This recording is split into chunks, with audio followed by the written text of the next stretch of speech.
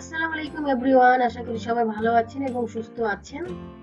তো আজকে টিউটোরিয়ালে আমরা দেখব jQuery এর কিবোর্ড ইভেন্ট। তো কিবোর্ড ইভেন্টস গুলো আজকে আমরা দেখব। এর আগের টিউটোরিয়ালে আমরা দেখেছিলাম মাউস ইভেন্ট গুলা। আজকে আমরা দেখব কিবোর্ড ইভেন্টস। কিবোর্ড ইভেন্টস এ আছে তিনটা ইভেন্ট, কি প্রেস ইভেন্ট আর কি ডাউন এন্ড কি আপ। কি প্রেস ইভেন্ট হচ্ছে যে কোনো একটা কি যখন আমরা এন্টার করব মানে প্রেস করব তখন সেই কাজটা সম্পূর্ণ হবে।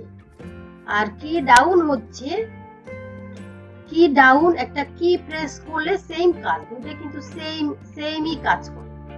আর কি আপ হচ্ছে যে যখন আমি কি প্রেস করব তখন সে কাজ করবে, যখন কিটা ছেড়ে দিব এটা হচ্ছে কি আপ, মানে কি ছেড়ে দিলে যে কাজটা হবে ওইটা। তো চলুন আমরা প্র্যাকটিক্যালি করি, এটাকে মিনিমাইজ করি।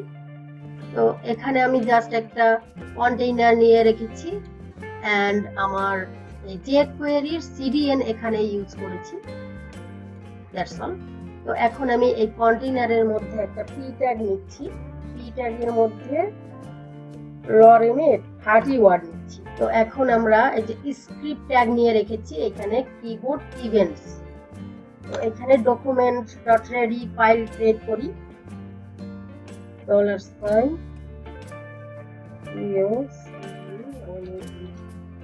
document.ready।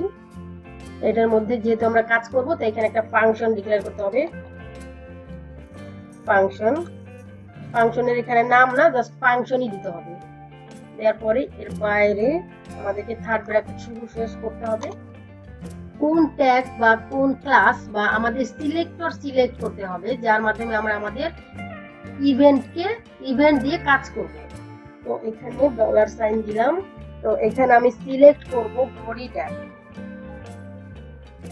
বডি ট্যাগকে সিলেক্ট করলাম, ডট দিয়ে আমি এর keypress ইভেন্ট দিলাম। ইভেন্ট দেওয়ার পরে যে প্যারেনথেসিস, তো যেহেতু আমি এখানে অ্যাকশন এই keypress এর ভিতরে অ্যাকশন দিব, সো এখানে আমাদেরকে ফাংশন দিতে হবে। ফাংশন এর বাইরে থার্ড ব্র্যাকেট শুরু শেষ।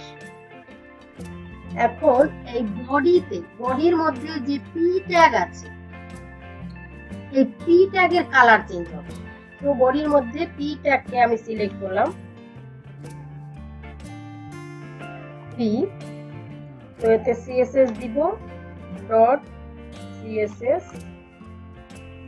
এখানে দুইটা প্যারামিটার হবে, একটা হচ্ছে এটার কালার এবং কমা দিয়ে এর ভ্যালু রেড, সেমিকোলন দিলাম। এখন দেখেন আমি রিলোড দিচ্ছি যে এখানে যদি আমি যে কোনো কি প্রেস করি, যেমন আমি এম কি প্রেস করলাম, দেখেন এর পি ট্যাগের এই বডি ট্যাগের মধ্যে যে পি আছে তার কালার রেড হয়ে গেছে। এখন যদি আমি এর ব্যাকগ্রাউন্ড রেড করতে চাই তাহলে এখানে দিব ব্যাকগ্রাউন্ড। রিলোড দিচ্ছি, দেখেন একটা রিলোড দিচ্ছি। এখন যে কোনো কি প্রেস করি ব্যাকগ্রাউন্ড কালার হয়ে গেছে, দেখেন রেড কালার হয়ে গেছে। এখন আমি চাচ্ছি যে এটার কি যদি আমি ছেড়ে দিই তাহলে অন্য আরেকটা কালার আসবে। তাহলে এখান থেকে আমি কপি করি, পেস্ট করলাম। এখানে জাস্ট আমি দিব কি আপ,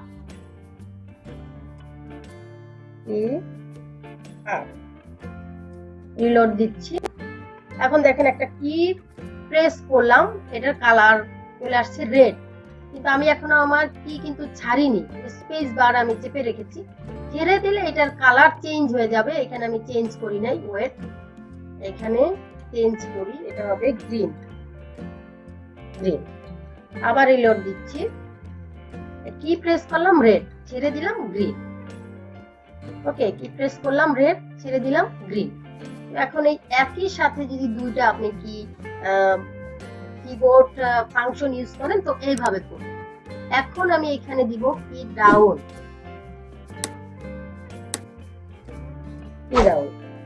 দেখেন এখানে সেমই কাজ করবে।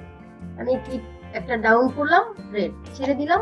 এটা আপনি বিভিন্ন ভাবে করতে পারেন, যেমন যেমন বডি ট্যাগকে আমি সিলেক্ট করলাম, এখন বডির কালারই আমি চেঞ্জ করতে চাই, তাহলে এইখানে আমি বডিও দিতে পারি অথবা এখানে আমি দিস দেব, দিস, তাহলে পুরো বডির কালারই চেঞ্জ হয়ে যাবে। আমি কি প্রেস করলাম, পুরো বডির কালার চেঞ্জ হয়ে গেছে।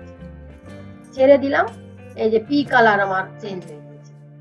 আবার রিলোড দিচ্ছি, এই কি প্রেস করলাম, বডির কালার চেঞ্জ হয়ে গেছে।